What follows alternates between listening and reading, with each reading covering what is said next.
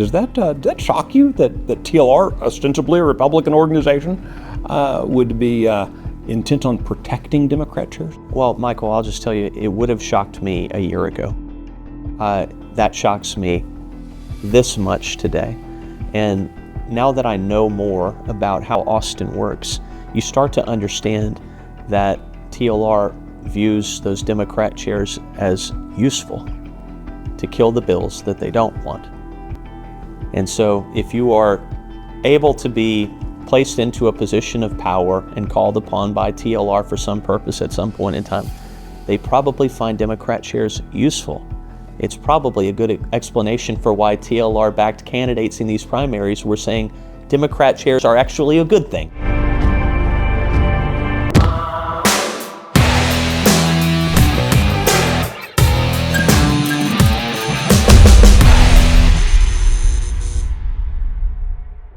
Welcome to Come and Take It. I am Sara Gonzales here talking all things Texas.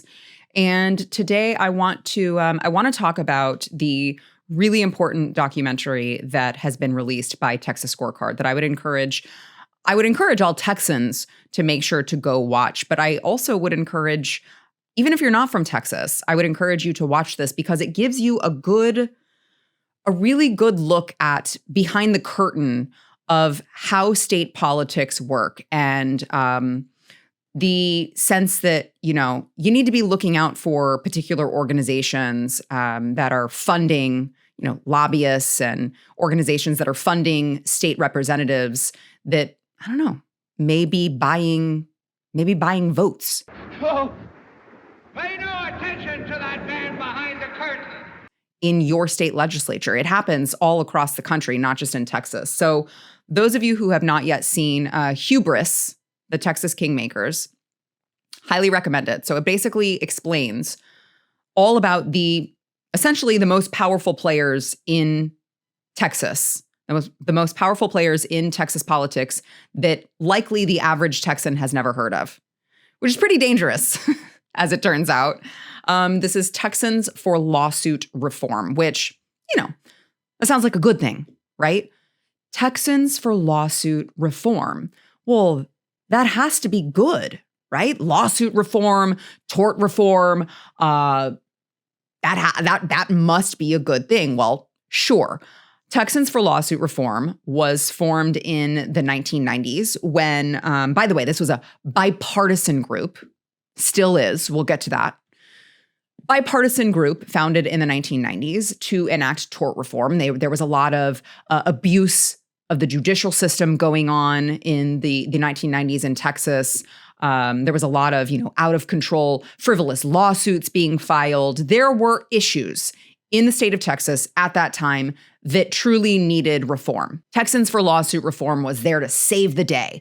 And I think that they had like 8 different bills that they sponsored, that they tried to get across the finish line, that I think that they were pretty successful in that endeavor. So what more could you ask for, right? You have a position, you take that position, you form an organization, and you go after your goals, and you're successful in those goals. Great.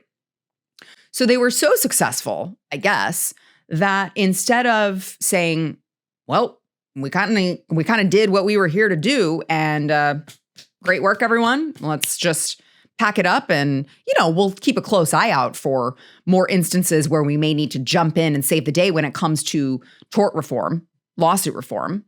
But primarily, our work here is done. Well, no, they decided not to do that. I guess they were so successful in their endeavor that they decided to keep the gravy train flowing and essentially move on to the next big thing that they could lobby and, get not only more money, but more power, more influence. And remember, we're talking about people who are gaining more money and power in the Texas arena, who are bipartisan. I want to read on their website this very day, like now, in 2024, not the 1990s, 2024, on their website. This is according to them. They are Republicans, Democrats, and independents as a coalition that they've formed, okay? This is what they say.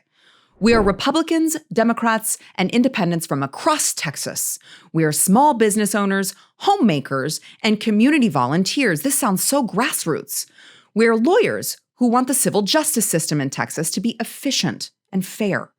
We are plant managers who want our companies to continue to grow and to create even more jobs for Texans. Well, what could possibly be wrong with that? We're consumers who oppose the wasteful tort tax applied to products and services when frivolous litigation is prevalent. Again, we don't like taxes here in Texas. We want low taxes. What's wrong with that? We are ranchers and teachers who have anguished over needless lawsuits. We are doctors and nurses who have seen colleagues abandon their chosen professions because of the emotional and financial toll imposed by legal assaults. We are the citizens of Texas who want a better future for ourselves and our children. Who could argue with that? We're the faces of Texas, more than 16,800 individual supporters in 900 towns and cities, representing 1,255 different trades, businesses, and professions. Well, that sounds so grassroots. What could be wrong with that? These are just the everyday Texans who just want a better Texas. And they even mentioned lower taxes. There's a wasteful tort tax. These must be my people. Well, no, as much as they want to claim in their about us, in their, history, they want to claim, well, these are just business owners, small business owners even, pro-business, they would say. They would say they're a pro-business organization. Well, I guess that's fine when your issue is tort reform and everyone, Democrats, Republicans, independents, agree on it. That's fine. Not when the issues that are plaguing Texas are pro-life issues that, by the way, Texans for Lawsuit Reform, TLR for short, by the way, TLR pushed in the last session to weaken pro-life efforts. Not when the issue is whether or not a detransitioner should be allowed in the state of Texas to go after the medical professionals who, some would argue, mutilated them beyond repair. Because TLR worked to dismantle those efforts. So it's fine when we all agree on tort reform, but when you're talking about an organization that calls themselves pro-business and you're talking about a bipartisan effort, and you're talking about an organization that, again, watch the documentary if you haven't, because it lays it out very, very easily. And it's very easy to understand. When you're talking about an organization that behind the scenes pushes to kill or weaken a whole number of conservative legislation that was killed by legislators who, conveniently get a whole lot of money from TLR. So they're basically their mouthpieces. It doesn't really work well for, people who want to push actual conservative values and want actual conservative representation here in the state of Texas. Because, think about it. Can you think of any group that you would support as a conservative that calls themselves bipartisan? We talk about this. I talk about this all the time, and I think it's worth repeating here. We're living at a time in 2024 when, like it or not, the left has gone so far off the reservation that there is no bipartisanship. What common ground do you think that you have with the left in 2024? The lines are drawn. They're very clear. They've never been more clear. The line is very clear. What common ground, what can you think of that you have in common with the left when it comes to your principles, when it comes to your values, when it comes to what you prioritize, not just in this state, but in this country? There's nothing that I have in common with these fools. Nothing. So any group that is bipartisan in the year 2024 should already sound the alarms. That should already be giving you all sorts of red flags in your head, because there's no reason to have a bipartisan group in this day and age unless you are part of the establishment whose only concern is power, money, and control. And that's very clearly what TLR now represents. So what they've realized, this organization, who, again, I'm talking about them because they are the most powerful player in Texas politics, arguably, that has been able to mainly operate from behind the scenes so nobody knows who they are. But what they've realized is this. You tell a bunch of, wealthy businessmen, potential donors, that, hey, we're just pro-business. We're a pro-business group. We're here for you. You solicit donations from these pro-business people for pro-business causes. You say, I'm going to represent pro-business as a lobbyist, and you build your war chest. It doesn't hurt that their founders are extremely wealthy. Doesn't hurt. And they have, last time I checked, nearly $30 million of cash on hand, just on hand. I'm not talking about the money that they have spent previously. I'm talking about just on hand. One of their top donors is Ross Perot, by the way. So, Perot Jr., I believe. So you can do a lot of damage, even in the state of Texas. I get it. State of Texas is very, very big. You can do a whole lot of damage in the state of Texas with $30 million. So what you will find out in this expose from Texas Scorecard is this. Here's a red flag for you. TLR runs around with the likes of Karl Rove. This op-ed apparently was not written by Rick Perry after all, was apparently written by Karl Rove and placed in the Wall Street Journal through the auspices of the TLR communications department. And there's a trail of emails, including some emails back and forth between Karl Rove and Dick Trabucci. And that should tell you all you need to know about who this organization is and whether or not they are going to truly represent the conservative platform, conservative values, or if they are, establishment.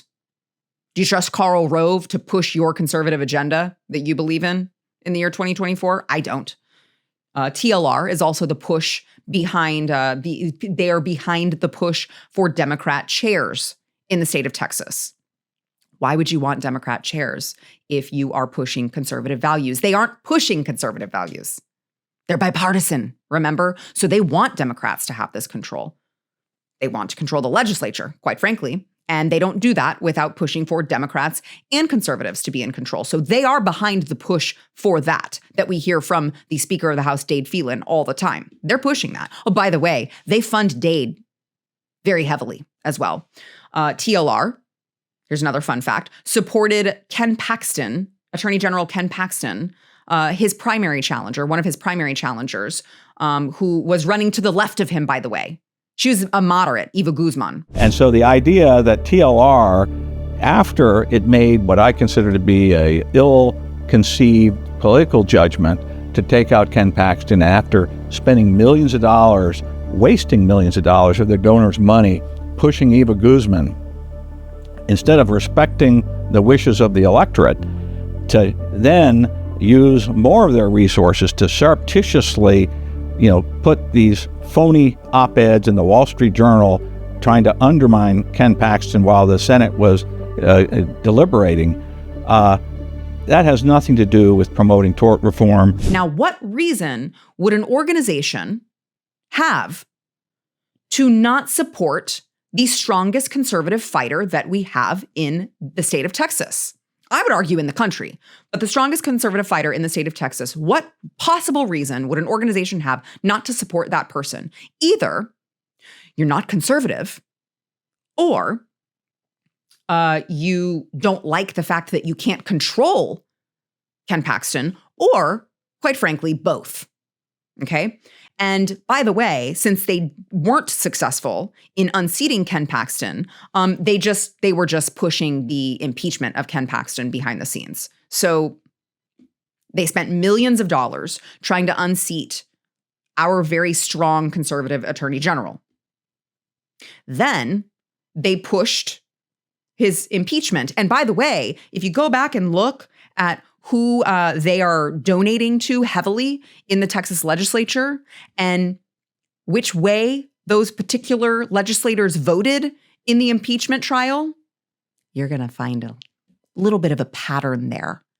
in voting for Ken Paxton's impeachment and money that they've received from TLR, Texans for Lawsuit Reform, which again, what is the pro-business reason? What is the tort reform reason to push to unseat and fight against a strong attorney general here in the state of Texas? What's the pro-business reason? There isn't one. So I don't know. Seems like maybe he's too conservative or he's not bought and paid for and cannot be bought and paid for. And they don't like that they can't control him. So they'd rather put in a puppet, a mouthpiece that they can control.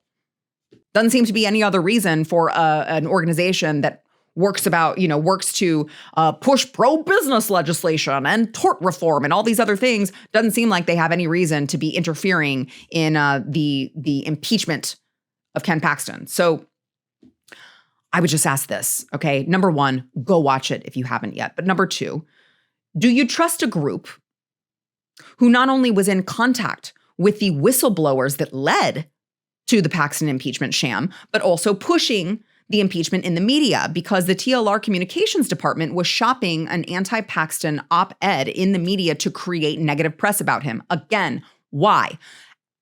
I would love for TLR to answer to their donors, why are you spending money on causes that seemingly don't represent our organization? And really isn't like, I didn't give you money so that you could go out and try to fight against conservative legislators and conservative elected officials in the state of Texas. So why are you spending our money to do this? They should be answering that question. I would take that one step further. Do you trust the lawmakers who are receiving large sums of money from Texans for Lawsuit Reform?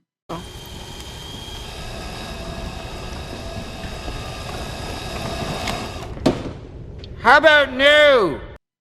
Do you trust them to be impartial and objective in their votes in the Texas House and the Senate? Because I will tell you, one of the reasons that we have not had effective, true conservative grassroots leadership in the state of Texas, particularly in the Texas House, is because of this group. They are intentionally holding us back from a more conservative Texas by controlling the purse strings of these legislators. Now, I'll leave you with some good news, okay? The Paxton race and the Paxton impeachment result proved that they may have less influence than they previously did. They may have essentially overplayed their hand, because when you look at the results of that, they spent millions of dollars against Ken Paxton, and they were clearly unsuccessful in the result. The people of Texas spoke loud and clear on that. And there were certain races that we saw in the Texas primary that they spent, again, millions of dollars to either lose outright, specifically the race of Cronda Timich and Mitch Little. They spent millions of dollars to keep their girl Cronda in. She was very easy to control, kind of, moderate, even maybe leaning towards the left on a lot of issues, but called herself a Republican and just coincidentally received a lot of money from TLR. She lost in the primary to the grassroots conservative Mitch Little. There were also a lot of legislators that are, received lots of money from them, lots of backing from them, that now face runoffs. Looking at you, Dade Phelan. So the good news is perhaps Texans are waking up. And the fact of the matter is, look, it's very important that you understand who is working behind the scenes as like the sort of Oz figure, like in The Wizard of Oz. This is like the Oz behind the curtain that you don't typically see. It's important that Texans understand which representatives are bought and paid for and stay active to replace those people, because they're supposed to work for us, not the other way around. But at the end of the day, it doesn't matter how much money this organization spends on candidates, on narratives, on issues that they shouldn't have anything to do with, but interestingly enough, they do. It doesn't matter how much money they spend. They could spend $30 million, which again is a lot of money and a lot of influence, but only if the electorate is not informed. Because you can spend all the money that you want in the world, but that can't buy you a vote at the ballot box. And that's what we saw in the primary.